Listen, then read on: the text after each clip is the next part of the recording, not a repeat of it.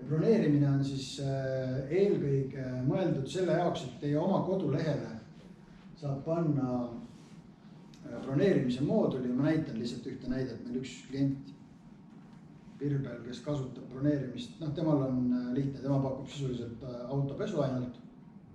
Ja siit tema kodulehel on siis broneerimise moodul. Ja kui siit valid asukoha, valid teenuse, erinevad teenused, aga pärast näitan, et siin võivad ka mitte ainult pesuga seotud asjad olla, võib-olla rehvivahetus või mis iganes.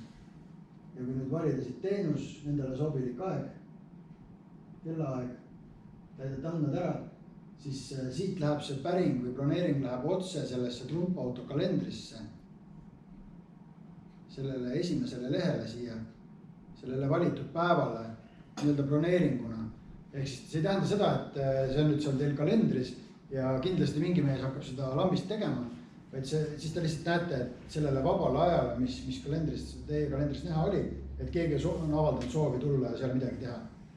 Ja reeglina need teenused, mida seal siis nii-öelda broneerida lastakse, on sellised asjad, mille kestus on teada enam-vähem, et kas ongi rehvivahetus, võib-olla lihtne õlivahetus, võib-olla mingi diagnostika või ongi pesud erinevad. Et loomulikult on iseenesest mõistetav, et mingit mootoriremonti keegi klient ei saa broneerida teie kalendrisse. Ei saa panna 2 päeva kinni seal aega, et ma nüüd hakkan tahanate sellel ajal teete midagi. Et see on ikkagi nende üksikute ajaslotide jaoks, mida te tahate välja reklaamida. Ja siis siinsamas valitakse siis ära, millised teenuseid pakutakse. Ja siis saab valida põhimõtteliselt, kes seda teenust nii-öelda teeb. Näiteks siin on valitud ka tehnoülevaatus, kui osadel ettevõtetel on tehnoülevaatus ka endal.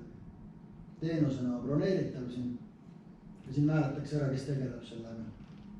Aga see nii-öelda kellegi teise kodulehe kalendri, see saab kohe aru nii-öelda selle vabu kohti, et ei teki seda topelt.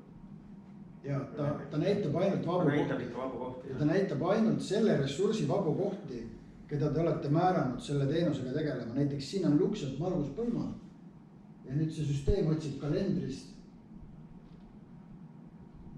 Otsib ainult, kus nimi on meil siin? Otsib ainult Marguse kalendrist vabu aegu. Ehk siis see on nagu ühe kindla ressursiga seotud alati.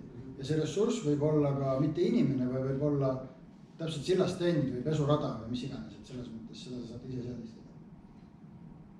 Kas siis tuleb mingi teade ka, kui see broneering tehakse või? Ja praegu hetkel ta tuleb e-mailiga teile teade, et klient on broneerinud. Kliendile tuleb ka e-mail, et teie päring on vastu võetud.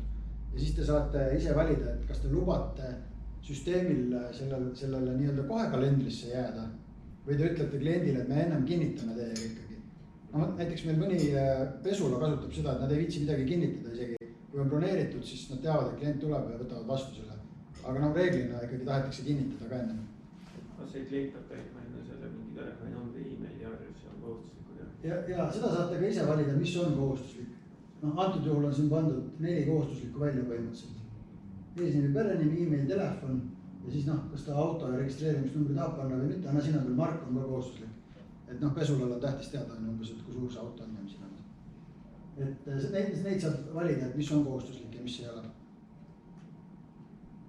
Ja siis broneerimise seadetajalt saab siis määrata, kas see asi on ka aktiivne või mitte. Näiteks praegu ma valisin siit tehnoülevaatuse või ma võtan midagi paremat, ma võtan rehvivahetuse. Rehvivahetus, ma ei taha, et ta praegu oleks aktiivne, siis põhimõtteliselt ma saan ta üldseadetalt võtta maha.